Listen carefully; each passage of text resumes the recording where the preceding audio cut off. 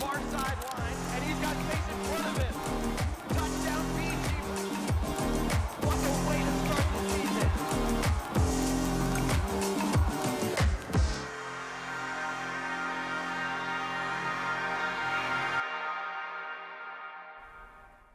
Welcome to the Swoop, BG Falcon Media's live sports talk show. Bowling Green Athletics has 6 programs underway this week, so I think it's time we talk sports. I'm your host, Chaz McNeil, and I'm joined by 2 Falcon Media Sports Network analysts, Brooke Blake and Holden Ruck. How you guys doing today? Amazing. Glad to be here. That's phenomenal news. So let's just kick things off with women's soccer. And if you noticed, the intro is a little bit different. The number of current athletics has shrunk by just a little bit, and that's because women's soccer wrapped up their season last Sunday.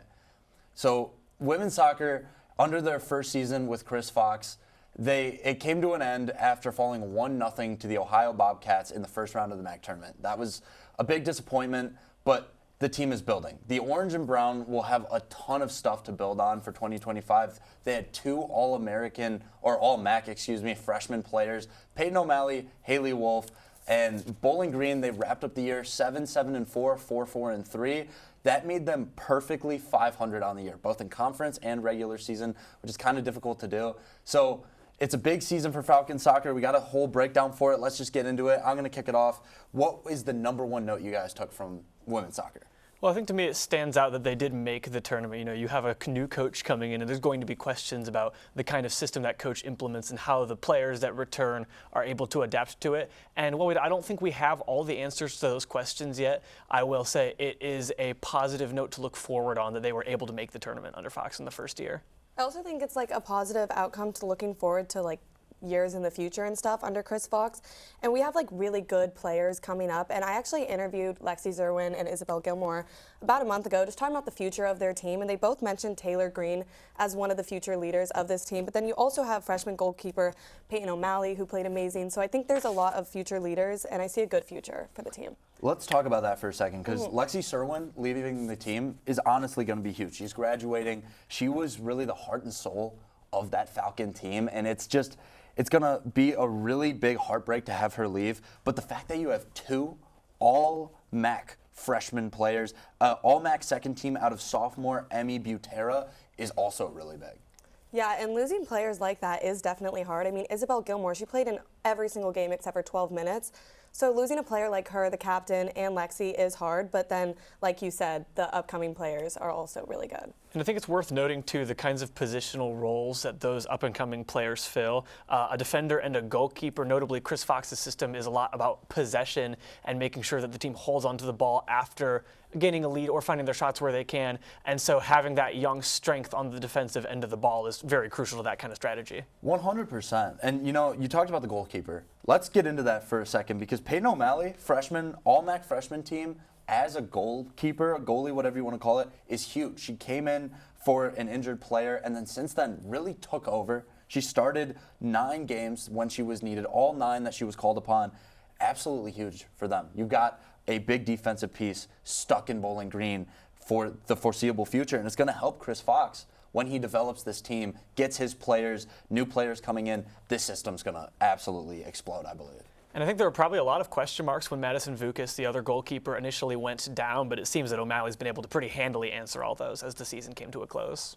100%. So now let's switch gears a little bit. Let's go from a team and program that's wrapping up their season to one that's really starting to look like they might add a game to that. That's Bowling Green football. They're in the driver's seat right now for the MAC Tournament Championship, and with just 3 games left on the season, it's time to officially speculate. There's a lot of teams left in the running, and with 1 loss coming in the form of Northern Illinois, the 4-1 Falcons can clinch a MAC championship appearance only if they win out. Then that's not going to be a tall task. You look at the standings, they've got an upcoming Western Michigan team and Miami Redhawks on the schedule, who are both above them right now in the standings. And I'm not going to lie to you guys. I'm not going to lie to anybody. I don't understand these standings. We mulled over them for hours yesterday. Holden, you did all the research. You did all the work. I want to hear exactly what's coming out of these standings. Well, it's really, really confusing to look at for sure, but the most important thing to think about is the head-to-head conference record. When you look at Ohio University, they're atop the MAC standings right now, even though the teams have the same record, and they won't play Western Michigan, Miami, or us. However, Bowling Green gets to play Western Michigan and Miami on the road to the MAC championship, which is why all they have to do to make the MAC championship is win out. No small task, like you said. But they also don't have to win all of their games necessarily. If they're to lose to Miami or Western Michigan, either of those teams would need to lose 2 times and the Falcons would still make it. Or if they go 2-1 down this stretch and the only loss comes to Ball State, they would still be able to make it as well. Now, let's mention that because let's look at the schedule for a second. Because I think it's important that we kind of break down the schedule a little bit, especially for Bowling Green. You look, so they took on Akron, they got a win there. They fall to NIU, beat Kent, beat Toledo on the road, big win. You always got to flex on that. Central Michigan, that was a win on Tuesday. But then they've got Western coming to town this upcoming week. Then you've got Ball State in the middle. It's kind of like a breathing point. We mentioned it off air. You can afford a loss there. And then Miami, who won the MAC tournament championship last year. Those are no slouch teams. It's kind of a sigh of relief, I guess you could say, for Bowling Green that Western Michigan suffered that loss. But still, looking at that schedule, it's a tough sled. Yeah, I don't think it's unrealistic, though, to say that they could win out those games, especially like looking at the records in conference and overall. I mean, Western Michigan, Miami, they have the same one as us currently, and then Ball State is below us. So I don't think it's unrealistic to assume that they could win it out. And I think yesterday's result was really huge for the Falcons, too, because now you're looking at a Western Michigan team that you've seen can be beaten. They're not that undefeated MAC juggernaut that we were once looking at. And even though they lost to a team that provided Bowling Green's own loss as well, it was by a larger margin. And on these MACtion games, anything can happen, and we've seen that plenty over the years. I mean, especially NIU, they were 1-3 in the MAC up until that point. Their only MAC win was against Bowling Green. Then they beat a Western Michigan team. A lot of people thought it was going to be Bowling Green, Western. But I'm going to be honest with you. You look at these standings. You look at how everybody falls into place. You just got to win out if you're Bowling Green. If you're a Bowling Green fan, the people, majority listening to this, don't worry about what teams are going to lose. Don't worry about how any of that's going to work. Just win. You've got 2 big games. Go to them, support them, and just win out, in my opinion. I agree. When you look at a conference where that team up 75 technically still could make the conference championship game, it's way less important to look at all those finer details and way more important to just win. And you know what? The big thing about winning also, Falcons are a game away from a bowl eligibility. And they made a bowl game the past 2 years. Those were pretty big. Same bowl game, so I guess it might diminish a little bit. But I think that's going to be really exciting to have Bowling Green go and maybe get a win against Western and then cash in on bowl eligibility at the exact same time. And I think you look at it, we have a really good shot at making it to Detroit before bowl season even starts. I mean, I think that's the perfect way to end. So you know what? Let's segue. Let's get into men's hockey now, because men's hockey have also had a good start to their conference play. Hockey's having a great time in CCHA. They earned back-to-back wins to begin the CCHA. BGSU ranked first in CCHA Friday, as of recording this. BGSU is 2-0 against Ferris State on the weekend. They won 2-0 first game, 5-4 second game. And for hockey, you look at this team. I mean, Maxwell Martin has been stepping up. You've got Jackson Niedermeyer, and this is a little bit of a spoiler for things to come, but Brody Waters had a very big game. He had a hat trick. This team is functioning so well. They're clicking so well together. Brooke, you're our hockey expert here. Tell us a little bit about it. Yeah, so after OSU, those were 2 really disappointing games. They got 1 goal the whole weekend. So going into Ferris State, it was interesting to see first 2 conference games. I actually got to interview Dennis Williams on Friday night after the game, and he mentioned to me that they were not able to score on any power plays that night, and those are so important to get goals on, obviously. So then you see Saturday's game, they had 4 goals on a power play, which was 4-7, so it was over 50% on power play goals that night. Not to spoil again, but Brody Waters was 3 of those, so really big things from the team this past weekend.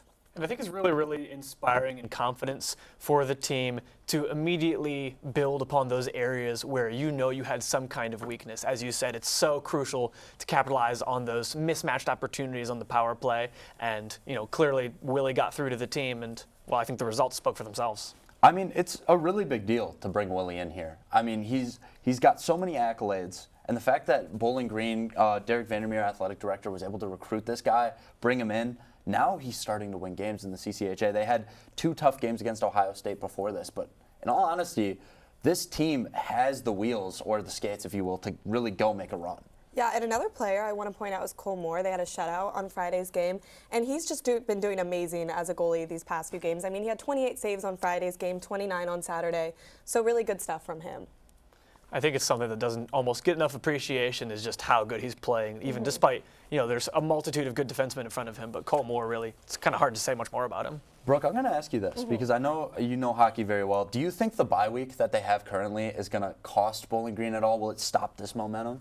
I hope not, but I think that actually it might be good just because they're still practicing and stuff. And I think like getting those skills together and listening to Dennis on what plays he wants to go forward in the next few games is so important because I mean the shift from just OSU to the Ferris State games was huge. They played way better. Even Friday to Saturday was impressive. With that said, we did a lot of spoiling already. So you know what? Let's just go into our Athlete of the Week. And we wrapped up our third story, and that means it's Athlete of the Week time. Let's just get into it. Brody Waters has won Athlete of the Week for what he did for Bowling Green hockey. He had a massive week. Waters got his first career hat trick on Saturday's game against Ferris State. He had 3 goals through the first and second periods, didn't result anything in the third. But after this game, he became the leading goal scorer in the CCHA, and he also ranks 4th in the CCHA standing for total points, 2nd for shots. He's 1st for power play goals.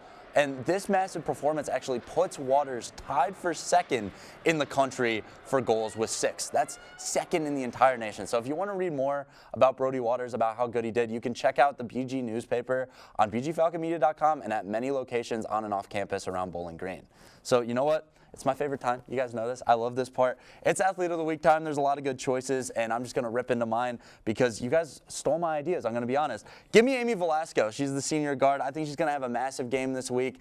I think she's going to be a veteran presence, and that's what they need. They've suffered key injuries, but give me Velasco. All right, so for mine, I'm going with Derek Butler, senior guard on men's basketball. Played 29 minutes. He had 17 points, 2 assists, and 4 rebounds in that game. He tied for points in the first game with Trey Thomas, who also had 17 points, but he beat Trey Thomas in rebounds and assists. He scored the first points of the BGSU season with a 3-pointer, and he led SMU in 3-pointers and 3-point percentage in 2023-24 season. My prediction is going to do my best to try and one-up Chaz, and that's going to be Paige Kohler, Oh, also brother. a guard on the women's basketball team. She's a sophomore. She was on the All-MAC freshman team last year, and in the season opener against Southern Miss, she led the team in points with 19. I think building upon a freshman season where you have to learn the ropes, she's ready to break out. First off, if you look at both of those graphics, mine and Holden's combined, he stole the capital letter, all caps words. I said veteran first, but it's okay. You know what, Holden? I'm going to go to you first. I'm going to pick on you a little bit. How is Paige Kohler, who is younger, less experienced, and not a veteran presence, on top of the fact that, she really burst out on the scene last year, how has she got a better shot than Amy Velasco? Well, the reason I think that, Chaz, is quite simple. When you're a freshman, you're newer. It's a bigger jump from the high school game, and they have to learn the ropes better. And she has that year of experience under her belt now. I think it makes a lot of sense that she might break out. Certainly, I expect Amy Velasco to have good performances as well. Okay. I just think this week, I think it's going to be Kohler. I don't agree with it. I'm going to be honest. I chose, obviously, the better guard, but I think she was preseason All-MAC. I'm talking about Velasco. All-MAC first team, for the preseason. All-MAC second team. And you know what, Brooke? I mean, you also chose a guard? Yes. This is kind of a little bit of a Lots mess, of but give me your guards here. aspect. Yes. Wait, what? Repeat that? Give me your Sorry. aspect. Why do you choose Derek Butler? So first, it's his first year at Bowling Green, coming from Central Michigan. He was a great player at Central Michigan, made 52 out of his 125 attempts for three throws, yeah. And he got 4 20-point games and 15 double-digit games. So he's a really good player. Also, first year with the Falcons. I think we're going to see a lot from him this year. I mean, you're not wrong. I mean, if you're in the MAC already, you kind of make the transition. You know the system a little bit more. It's going to be interesting. I really like Coach Simon's system for building a team. And I think Coach Chimel, bad with words, but you guys know what I'm saying. I think his system's going to develop just a bit slower. And I don't think that's any bad thing. And that's why I think Velasco is going to step up. But Holden disagrees, I guess. I don't know. 7th all-time at BGSU in assists, by the way. Just let me throw that in there. Well, you do like a safe pick, don't you? I mean, yeah. Shamil, excuse me. I'm just hearing word in my ear that it's Coach Shamil, so I want to apologize to him. But, yeah, I think we all chose guards. It's going to be interesting. A lot of scoring expected. And you know what? First time I haven't chose a volleyball player all year. So, you know what? That's good. No surprise there. But with Derek Butler, we got to talk about this a little bit. He tied for points. He led the team in points. Yeah. You lose Marcus Hill, you need a point scorer. Marcus Hill was the heart and soul of that team. Losing him, the identity of Simon's team isn't there yet. 100%. But I think he did tie in points with Trey Thomas, which was really big, especially for his first game. And I think scoring the first 3 points for your team definitely feels good, especially your first game with Bowling Green. So. And I think 100%. I think realistically, all 3 of our picks are players that we know are going to be seeing the volume and the minutes. So I wouldn't be surprised to see any of them break out this week, truly. That's what I was going to say. I feel like it honestly could be all 3 of them. They're very good picks. So. With that said, tune in for the Swoop for more safe picks. But coming up, we're going to have Lathan Chapman with your BG Sports updates of the week, only on the Swoop.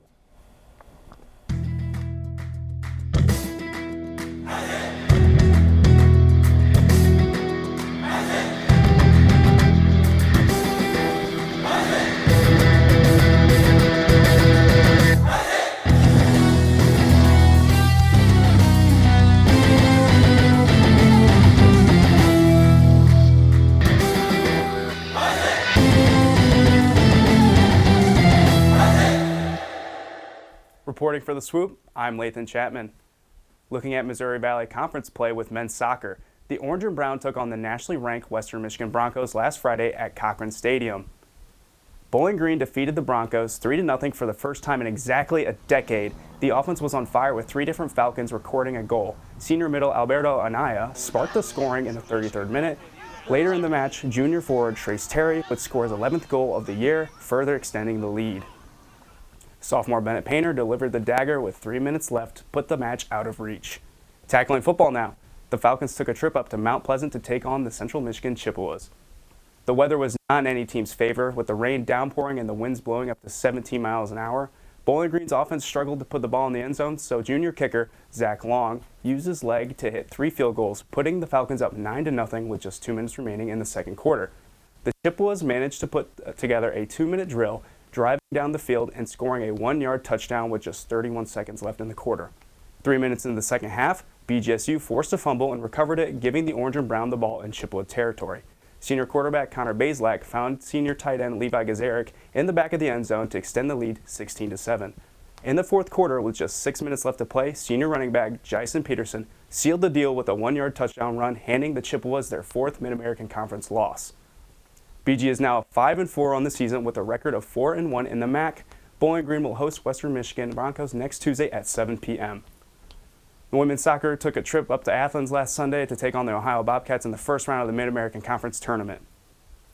The Falcons were unable to score in their final game of the season, falling to Ohio 1-0. The lone goal was scored in the 15th minute of the match, the Bobcats putting Ohio in the driver's seat for the second half. The Falcons tried to get the offense up and running, shooting the ball several times, but none of their attempts would hit the back of the net. With that loss, Chris Fox's first season is officially over, with the team looking to make adjustments into his second year. I'm Lathan Chapman reporting for the Swoop. Stick around for the wrap-up, where you'll find information on upcoming sport events.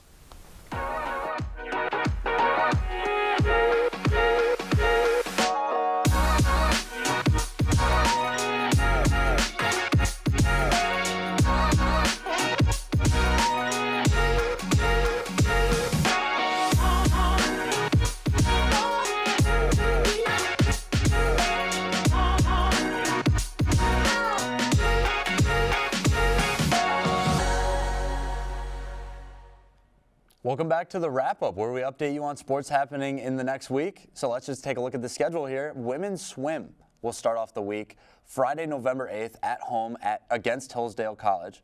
Women's basketball will tip off 2 separate contests, the first on Friday at Detroit Mercy and the second on Tuesday at Cleveland State. November 8th continues to be a big day, as men's basketball will take on Davidson in their home opener, and volleyball will begin a 2-game series on the road against NIU, both the 8th and 9th. So with that said, I believe that's all the time we got for today. I want to say thank you to my co-hosts, and be sure to swoop in next time here on The Swoop.